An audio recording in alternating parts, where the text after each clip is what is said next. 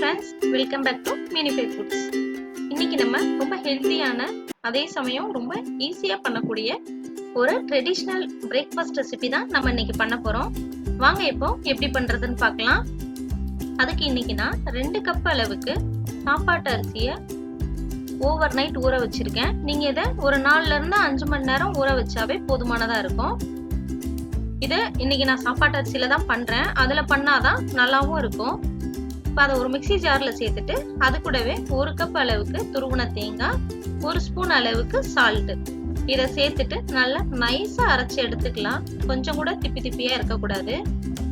இப்போ அரைச்ச மாவை ஒரு பவுலுக்கு மாத்திக்கலாம். நல்லா தண்ணியா இருக்கணும், ரொம்ப கெட்டியாலாம் இருக்கக்கூடாது. நம்ம ஆப்ப மாவுக்கு எப்படி கரைப்போமோ அதே அளவுக்கு இருந்துச்சுன்னா சரியா இருக்கும். இப்போ நம்ம இதை ஒரு இட்லி தட்டுல ஊத்தி நம்ம இட்லி வேக வைக்கிற மாதிரியே வேக வச்சு எடுத்துக்கலாம். புளிக்க வைக்கணும்னு அவசியமே கிடையாது. ஒரு சில பேர் இதை இட்லி அரிசியில கூட பண்ணுவாங்க. ஆனா மோஸ்ட்லி பச்சரிசியில பண்ண வேண்டாம், நம்ம சாப்பாட்டு அரிசியில பண்ணாதான் நல்லா இருக்கும். இது மாதிரி இட்லி தட்டுல ஃபுல்லா ஊத்திட்டு நம்ம எப்பவும் போல இட்லிக்கு வேக வைக்கிற மாதிரியே ஆவில வேக வச்சு எடுத்துக்கலாம். இந்த ரெசிபிய ஒரு ஏரியால ஒரு பேர் சொல்லுவாங்க. சந்தவை, சந்தகை அந்த மாதிரி நேம்ல சொல்லுவாங்க. நாங்க இத சந்தவை அப்படின்னு தான் சொல்லுவோம். இப்போ இதுக்கு நம்ம சைட் டிஷ்ஷா தேங்காய் பால் ரெடி பண்ணிக்கலாம். நான் இன்னைக்கு 1.5 கப் அளவுக்கு துருவன தேங்காய், ஒரு 3 ஏலக்காய், கொஞ்சமா சால்ட் சேர்த்துக்கிட்டோம் அப்படின்னா தேங்காய் பாலோட டேஸ்ட் நல்லா இருக்கும். இப்போ இத நல்லா அரைச்சிட்டு ஒரு வடிகட்டி வச்சு வடிகட்டி எடுத்துக்கலாம்.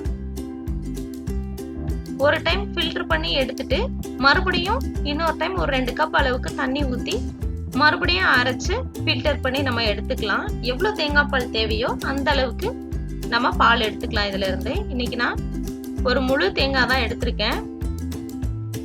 இன்னைக்கு நம்ம பண்ற அளவு கிட்டத்தட்ட 3ல இருந்து 4 பேர் சாப்பிடலாம், அந்த அளவுக்கு இருக்கும். பாருங்க, ஒரு டைம் ஃபில்டர் பண்ணி எடுத்தாச்சு.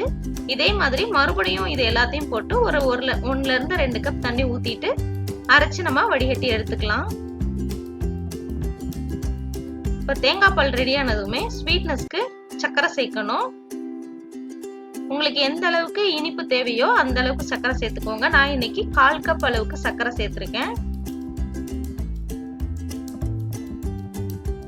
சுகர் வேண்டாம்னு நினைக்கிறவங்க வெல்லம் பொடி பண்ணிட்டு அதை கூட சேர்த்துக்கலாம். இப்ப நம்ம ஊத்துன மாவு நல்லா வெந்துருச்சு, அதை எடுத்துக்கலாம். கொஞ்சம் ஹார்டா இருக்க மாதிரி தான் இருக்கும், ஏன்னா நம்ம வெறும் சாப்பாட்டு அரிசி மட்டும்தான் சேர்த்திருக்கோம். அதனால இப்போ நம்ம இத சந்தவை மிஷின்ல நல்லா நெரிச்சு எடுத்துக்கலாம். இதுதான் சந்தவை பிழிகிற மிஷின். இதுக்கு உள்ள கொழா மாதிரி இருக்குல்ல, அதுக்குள்ள கொஞ்சமா எண்ணெய் அப்ளை பண்ணிட்டு கீழே ஒரு பிளேட் வச்சுட்டு நம்ம வேக வச்சிருக்க இட்லி எல்லாத்தையும் ஒண்ணா வச்சுட்டு சூடா இருக்கும் போதே வச்சிடணும். அப்பதான் நம்மளுக்கு பிழிஞ்சு எடுக்கிறதுக்கு ரொம்ப ஈஸியா இருக்கும். இந்த மாதிரி எவ்வளவு உள்ள பத்துதோ அந்த அளவுக்கு 3ல இருந்து 4 இட்லியை உள்ள வச்சுட்டு நம்ம இதை க்ளோஸ் பண்ணலாம். இந்த மாதிரி க்ளோஸ் பண்ணிட்டு அதை நல்லா ரொட்டேட் பண்ணோம் அப்படின்னா இந்த மாதிரி நல்லா உங்களுக்கு சாஃப்டா இடியாப்பம் மாதிரியே கிடைக்கும். ஆனா இடியாப்ப டேஸ்ட்டை விட இந்த டேஸ்ட் கொஞ்சம் டிஃபரெண்டா இருக்கும். ஏன்னா இடியாப்பம் நம்ம பச்சரிசியில பண்ணுவோம். இது சாப்பாட்டு புழுங்கல் அரிசியில தேங்காய் சேர்த்து பண்றதுனால இதோட டேஸ்ட் ரொம்ப நல்லா இருக்கும். இப்போ ஒரு உலக்குக்கு நெரிச்சு எடுத்தாச்சு. இதே மாதிரி அடுத்தடுத்து நம்ம சுட்டு வச்சிருக்க இட்லிங்க எல்லாத்தையும் உள்ள வச்சு நல்லா நெரிச்சு எடுத்துக்கலாம். நல்லா சாஃப்டா இருக்கும்.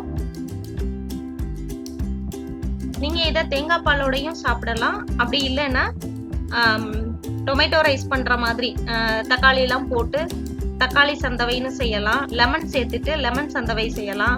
இல்ல வெறும் பிளைனா கார சந்தவையும் செய்யலாம். இதுல எல்லா வெரைட்டியுமே பண்ணலாம். நான் இன்னைக்கு சிம்பிளா தேங்காய் பால் வச்சுதான் சர்வ் பண்றோம். கண்டிப்பா நீங்க இந்த ரெசிபியை ட்ரை பண்ணி பாருங்க. இந்த சந்தவா மிஷின் உங்களுக்கு எல்லா இடத்துலயுமே அவைலபிளா இருக்கும், எல்லா கடையிலயுமே கிடைக்கும். ரொம்ப டேஸ்டான ஹெல்த்தியான ஒரு ரெசிபி ரெடி ஆயிடுச்சு. நீங்களும் ட்ரை பண்ணி பார்த்துட்டு எப்படி இருந்துச்சுன்னு கமெண்ட் பண்ணுங்க. தேங்க்ஸ் ஃபார் வாட்சிங்.